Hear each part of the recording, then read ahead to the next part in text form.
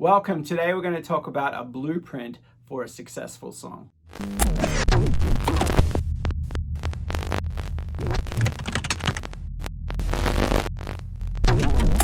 Welcome. My name is Steve Cullen for the Secrets to Music Success.com, and today we're going to talk about how to write a blueprint to make a successful song. You know, we all need blueprints for building something. You know, if you're building a house, you go to the designer and you create a blueprint. You know, and that's a big deal. Building a house is a big deal. If you have a guitar, an instrument, you know, you're going to be writing a blueprint for that, and so you've got to follow that blueprint. So these are very, very important to write a successful song. It's absolutely. So tell you what. So let's just dive straight in, and I'm going to give you these four. We've got 4 awesome points. So here we go. So number 1 is stay on theme. Now, you might have heard some of these points many times, and you're like, stay on theme. Yeah, I've heard it. Give me something new. But it's so important. And one of the coolest things, or one of the ways we learn, is by repetition. So you go through these little ones, and you're like, okay, got it. Okay, got it. And soon enough, it borrows itself in your head, and you're like, okay, stay on theme. And sometimes it just needs to soak in. So I remember when I first started writing, you know, I would start the song, grab some chords on a guitar, grab some chords on a guitar, grab some chords on a piano, and I'd start just whatever was coming out. I'd just start writing it down. I'm like, ooh, I'm writing a song. But I'd usually start with a verse because, where are you supposed to start? You're writing a song, you start from the verse. But it's not. Once I learned how to really write songs, I don't know, 20 years later, you know, I'm realizing that, you know, you've got to have a theme. You've got to start on that chorus. And so 99% of the songs that I do, I start on the chorus. Now, I don't always, because I might be like, I know what I'm going to say in the chorus, but I haven't articulated in words yet, but I'm heading that way. And then sometimes it just comes out at the chorus, and I'll know exactly what I'm trying to say.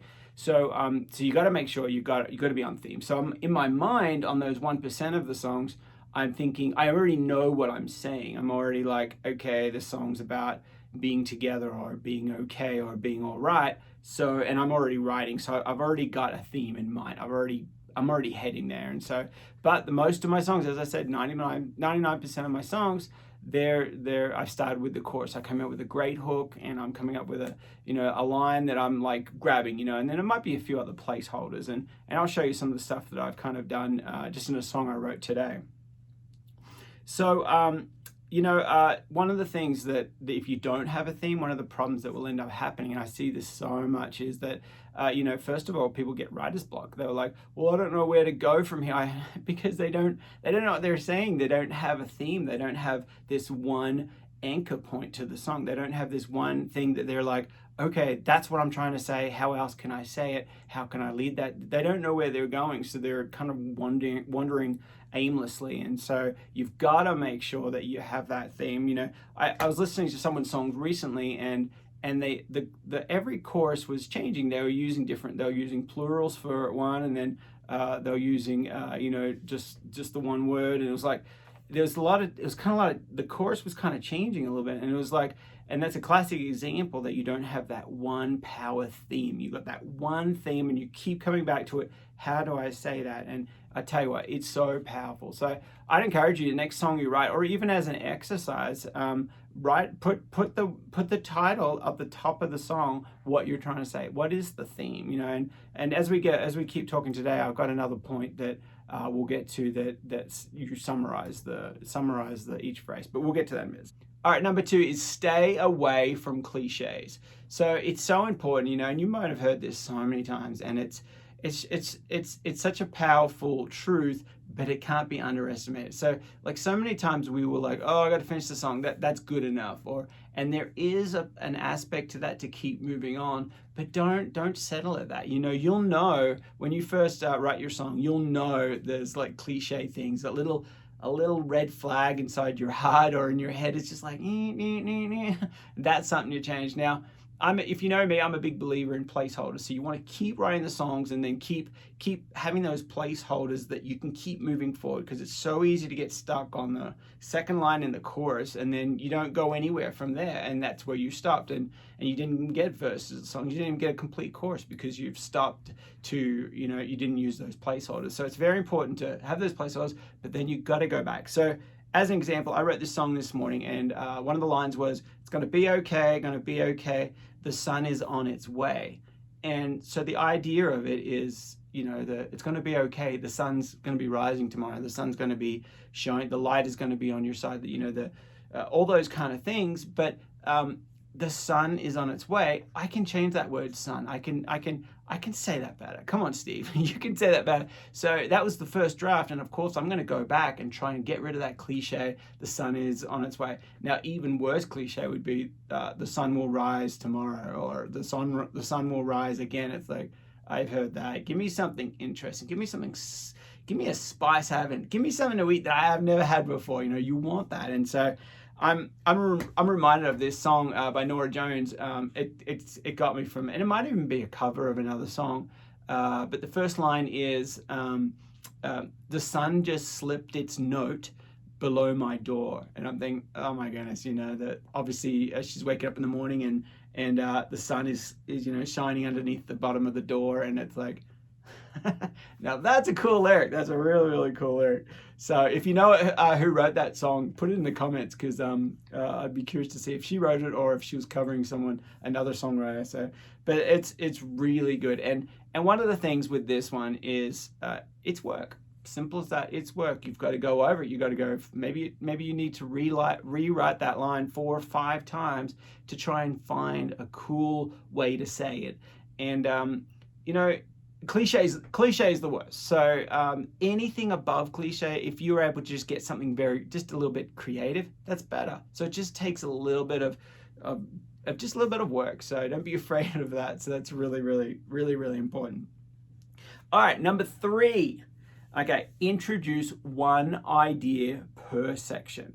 So it's so important to have one idea per section. You don't have enough time. You don't have enough time to explain, or introduce more characters. You don't have. You got to get to that point.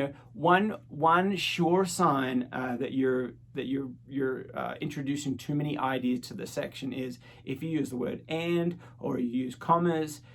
Or those are great signs to tell yourself, I think I'm introducing too many ideas here. Keep it on the one idea, the one phrase per section. And so, it's you don't have if you're a writer, if you're writing like novels or books or something, you have hundreds of pages to get across the idea. A chapter can be hundreds of pages, and the book can be, how thick books can be. So you've got all that room and all that space to create the story. But as a songwriter, you do not have that. You have 3 minutes, maybe less, and you've only got really how many sections? A verse, a verse, pre-chorus, chorus, a verse, pre-chorus, chorus, bridge. That's 7 at most, and that's even if you have pre-choruses. So otherwise it could be verse, chorus, You've got 4 sections to get at the emotion of the song, to pull your listeners in and to get them hooked. And that's so you don't have room for ands and commas. It's keep going back to the drawing board. Really kind of ask yourself, what is the main idea? And that goes to my next point, which is really cool. Number 4 is summarize the section by one phrase. So meaning, as an example, the song I wrote this morning was the chorus was "Everything's going to be okay," or actually I think it's just my first draft, so I can change it. It's going to be okay. The sun is on its way. I think that's what I wrote, and then going to be okay. Whoa, going to be okay. So that's the chorus that I wrote, and so I got to change that line. The sun is on its way. I'm going to change that. There's no doubt. So, but at the beginning of the song, when I was actually writing the song, I wrote down verse 1. Like, this is how you kind of like summarize each section by that one phrase. Verse 1 is, seasons in life are always going to change. So that's I'm summarizing what I'm going to write about in the next 4 or 5 lines, 3, 4, 5 lines, whatever I decide to do for the verse. So I'm going to write those, and it's all going to be, you know, seasons in life are always going to change, you know.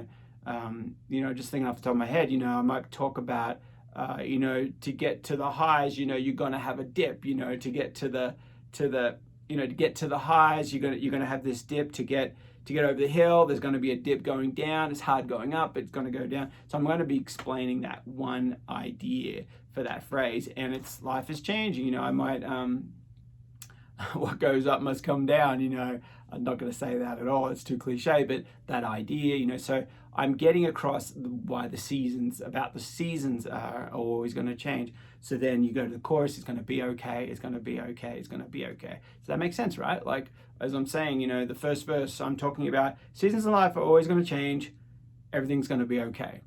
It's like, you get it, it's very clear. So these summarization of the, before you even write your verses, are so important. So then verse 2, I'm going to say, when I'm with you, you pick me up. So I'm going to be in the number 2, in the verse 2, I'm going to be talking about now when I'm with you, when we're together, you pick me up because everything's going to be okay, everything's going to be okay, everything's going to be okay. So that's the whole idea. And so it's very important to add those to summarize, you know, that's kind of like the blueprint. You're following these steps and you're writing your song, and it's going to be so much easier to keep in the rules, keep in the lines. You know, you're not going to be building if the building says you got to go cut a piece of wood that's 10 foot long, you're not just going to guess and be like, yeah, I think 12 feet would fit here, and then you put it up, or even 9 foot, you put it up, and all of a sudden your things aren't attaching and everything. You can't do it. You got to have that blueprint. So awesome, guys. So I'm so glad that you took the time to listen to these tips. These are amazing, and I live by these. This is what I do, and this is how I've got thousands of placements with Sync. This is what I do full time. I absolutely love it. Every day I get up and I go into the studio and record, and I absolutely love it. So these tips are going to help you. Make sure you write them down, jot them down, and try them. You know, as an exercise, do the number 4, but summarize your each phrase in each section, and then write the song. You know, and just keep doing it. Keep doing it. You don't have to come up with some perfect thing, but just like practice. It's like remember learning your instrument scales or something. It's like, your goal isn't to be the best scale player in the world. Your goal is to get fluent, and there are so many different, and train your ear to hear those scales. And so these little tips are just awesome tips for you to kind of like do that. So awesome. So if this video has been helpful for you, please hit the like button, subscribe, and hit the little bell so you can get notified of all the good all the new tips that come out. And please share it with your friends if you got any songwriting friends that might really love this, or this might really help them out. Share it with them, and also if you want to get a free download of how to write pop songs and some mixing tips, head over to thesecrets2musicsuccess.com. The link's below, and you can download that free PDF and check out that stuff. And and happy writing. We'll see you next time.